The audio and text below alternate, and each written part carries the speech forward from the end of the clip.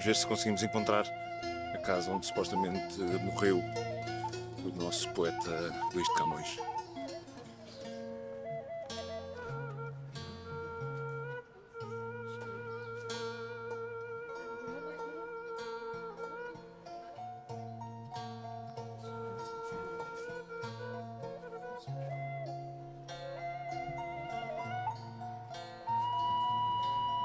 Aqui nas cercanias da rua de Santa Marta é possível ver prédios como este aqui, completamente arranjados, e de prédios que estão completamente abandonados, ou pelo menos em situações e condições que parecem quase abandonados. As ruas a descer, vai dar tudo a Santa Marta e depois a São José, e é possível encontrar estes muros que nos dão uma certa sensação de não estarmos propriamente em Lisboa, ou pelo menos numa capital urbanizada como Lisboa se está a tornar.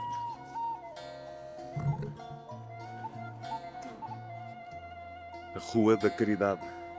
Vejam bem a diferença dos prédios em comparação com aqueles arranjados. E esta não é das piores. Não é das piores, mas como são casas muito antigas, muitas vezes até acabadas de reabilitar, são casas que têm problemas de entradas de água, pelo algerosos entupidos e etc.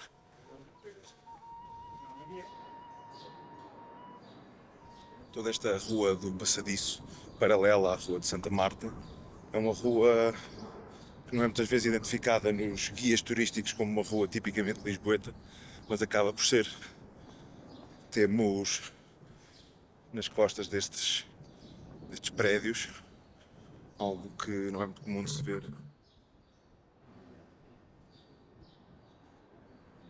No geral, estes sítios estão muitas vezes reservados a instituições do Estado, como esta.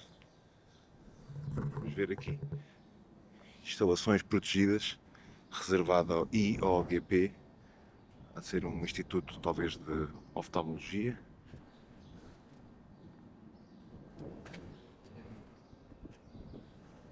Exato. Como podemos ver aqui, Instituto de Oftalmologia Dr. Gama Pinto.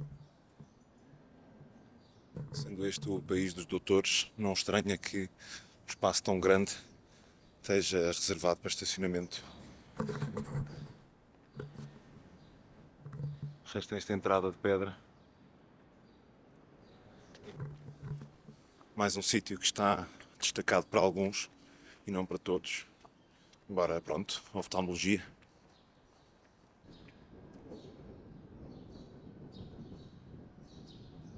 É a partir desta rua do Passadiço onde eu creio que conseguimos chegar à casa onde Luís de Camões morreu.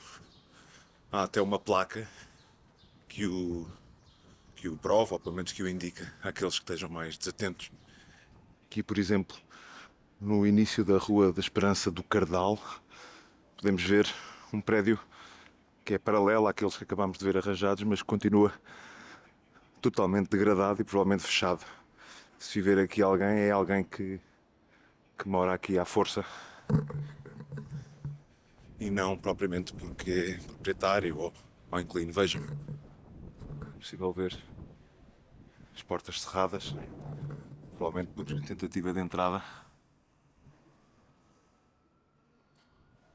São sítios que são ligeiramente perigosos porque muitos deles estão em risco de ruir, advindo de anos e anos de políticas de não reabilitação.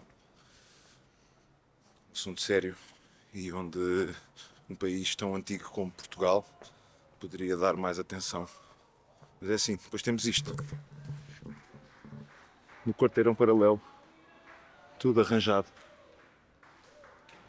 Na Rua do Carrião está tudo arranjado. Corredores novos, varandas novas, janelas duplas, porque as pessoas que podem comprar casa não costumam gostar muito de barulho.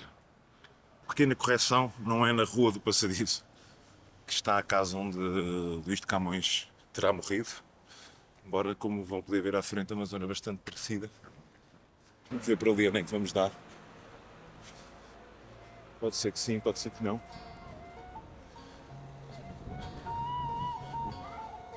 Estamos já na freguesia de Santo António.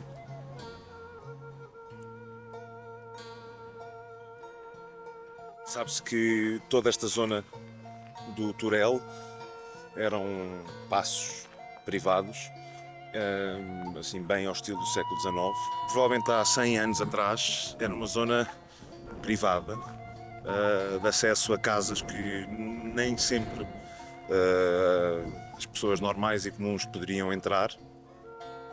E hoje em dia resta isto.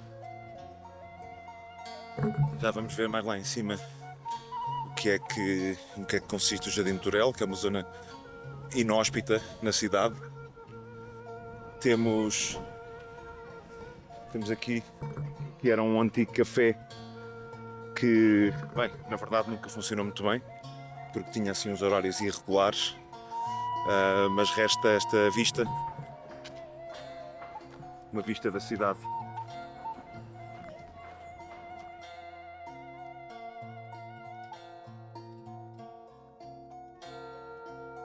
Isto são belos resquícios de uma Lisboa antiga, pelo menos já ninguém constrói assim.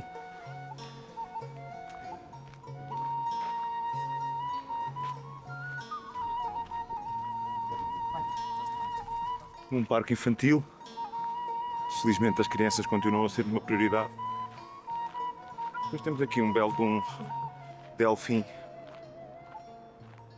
rodeado não de água, mas da ausência de água. De um ser que me parece um marinho, ser da mitologia portuguesa, e que está neste momento montado num delfim. Podemos pensar na melusina, figura que podemos encontrar também na Regaleira e que nos remete a tradições muito antigas. A abertura dos Jardins do Turel permite que haja pessoas a fazer yoga, que haja num antigo palácio gente a tocar gaita de foles e no resto dos jardins, como vamos ver, haja pessoas basicamente a relaxar no fim do seu dia de trabalho.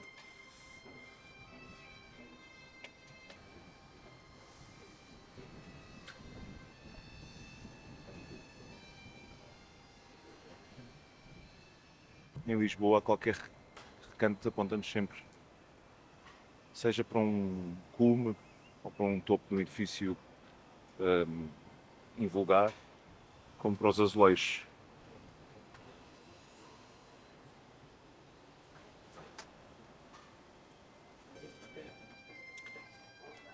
Vamos procurar então a ver se conseguimos encontrar a egípcia do Turel. Todos estes palacetes, há 100 anos atrás, 150, era muito pouco provável que conseguíssemos chegar tão perto, a menos que fôssemos convidados. E a beleza da modernidade é que as casas tornaram-se mais pequenas, a procura para a vida nas cidades tornou-se muito mais apetecível no início do século XX e, portanto, todos estes resquícios daquilo que é o apogeu do século XIX é exatamente isto, é o Jardim do Turel. Já está.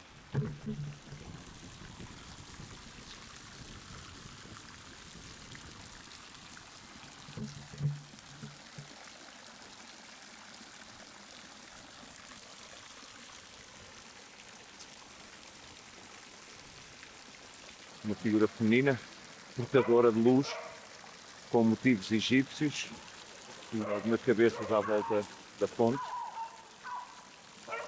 A água provavelmente não é potável. Mas olhem para isto.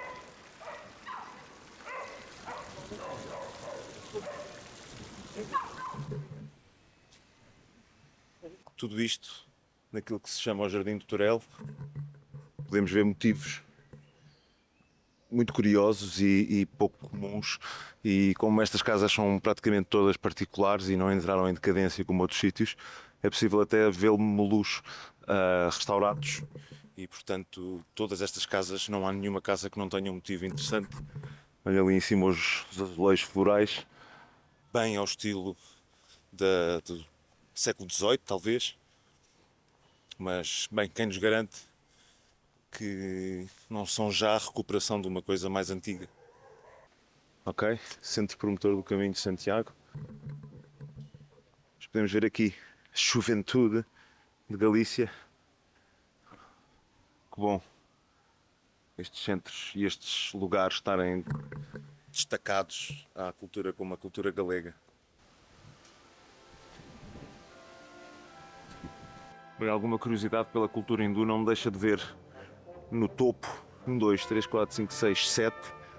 Normalmente se mete para o que os hindus são os nagas. As nagas são serpentes, símbolos que não são nem do bem nem do mal. Não estou de maneira nenhuma a afirmar que o que vimos ali são nagas, mas estou simplesmente a dizer que acho que há uma importação de símbolos que muitas vezes, por força dos institutos religiosos, que se perderam e, portanto, não é em vão, para mim, ficarmos atentos.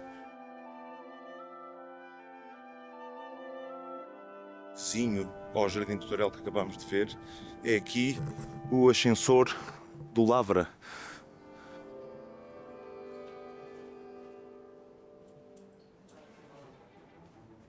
Os azulejos, como sempre.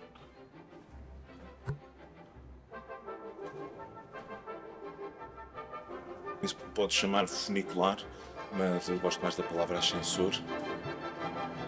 Pelos vistos, há aqui um horário. Em 2002, o ascensor do Lavra foi considerado monumento nacional e diz-se que em 1915, no primeiro dia em que começou a trabalhar, que trabalhou 16 horas seguidas. Imaginem bem, 16 horas seguidas. Cá está a entrada. Vamos então ver se conseguimos encontrar a casa onde morreu o Luís de Camões. Toda a presença de ordens secretas é algo que, com a aparição da Inquisição em Portugal, se tornou muito mais disperso. As ordens religiosas tinham certos estatutos e certos preceitos que, sem subscrever, eram muito distintos daqueles que nos séculos seguintes começaram a desenvolver. Creio que vamos conseguir encontrar então o sítio onde morreu Luís de Camões, um sítio obrigatório e que está muito próximo, mas que no geral é esquecido. Aqui na travessa do Adro, como podemos ver, estas portinholas de trás não é igual. O que é que se pode dizer de certas zonas de igrejas em Lisboa e em Portugal? É que todas têm estacionamento privado.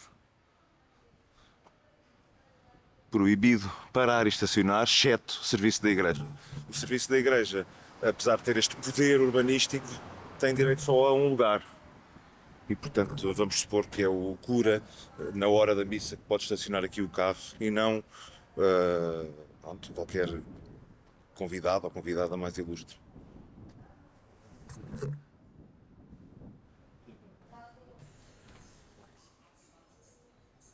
Nesta casa, segundo tradição documental, faleceu a 10 de junho de 1580 Luís de Camões. Diz também o nome do atual proprietário, atual em 1867. Sabemos que Luís de Camões morreu na miséria. Mais uma das provas que contrariam toda a questão de que os Lusíadas são uma obra de exaltação militar, expansiva, quando na verdade são a expressão e o epítome da expressão poética de alguém que estava a dizer, sem dizer, tanto para os seus, e com seus eu creio que era a humanidade, como para os outros, e neste caso a Inquisição, que já estava a aparecer, e todo o poder religioso que, doutrinando as pessoas como ainda hoje outras instituições, inclusive as religiosas, acabam por doutrinar.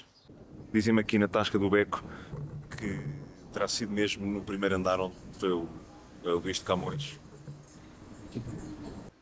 Uma zona importante, passem aqui para comer camarão, bifanas e provavelmente, dizem eles, o melhor prego de Lisboa. Continuo a achar curioso o nome do antigo proprietário ser posto por baixo do nome de Luís de Camões, porque realmente há pessoas que gostam de se engrandecer. Mas vejam bem. O que é que resta? Uma janela aberta. Sabemos que Jau era o nome do amigo de Luís de Camões nos últimos anos da sua vida. Sabe-se até que era Jau que pedia para o Luís de Camões, facto esse que corrobora aquilo que alguns historiadores querem considerar como que Jao fosse um escravo. É estranho falarmos de uma escravatura e de Camões, porque Camões era um feroz opositor à forma bárbara com que certos espíritos do seu tempo lidavam com as culturas novas. E sendo Jao um natural da Indonésia, da ilha de Java, razão essa pela qual se deverá chamar Jao, ou Jave, com V, algo indicativo também que lhe chamavam António, que eu acho curioso. Outra coisa que se diz é que nos 10 anos que Jao serviu ou acompanhou Camões, nenhum poema lhe foi escrito, coisa que se calhar pode ficar para um futuro estudo de algum camonista. Também sabemos que há algumas obras que ficaram perdidas. Dois biógrafos semicoevos fazem referência a uma obra perdida de Camões que se terá chamado Parnasso, e portanto quem sabe se Parnasso não era efetivamente a obra onde Camões elevava o seu amigo António Jao, natural de Java, na Indonésia. Toda esta zona aqui é considerada o Paço da Rainha, uma zona que teve em obras bastante tempo, demasiado tempo. Curioso como os azulejos portugueses têm uma predominância do azul e do branco, vestígios de simbologia muito associada à mandala, associada a símbolos que são nacionais. Quase que podemos ver os azulejos como uma proposta de pensamento sincrético. Quase que podemos pensar no branco e no azul como uma espécie de reflexo espectral da realidade humana, da realidade material terrestre. Uma manifestação de um pensamento associado à geometria e associado à simbólica. Isto é obviamente especulativo, mas não é em vão. Se nós olharmos para as costas do famoso quadro das Tentações de Santo Antão, vemos cinza e branco, duas realidades que são obtusas àquilo que as Tentações de Santo Antão demonstram. As Tentações de Santo Antão, segundo o professor Manuel Joaquim Gandra, são a representação do mundo às avessas. E, portanto, nas costas do mundo às avessas temos em dois retábulos o mundo não às avessas. E, portanto, se pensarmos nos azulejos como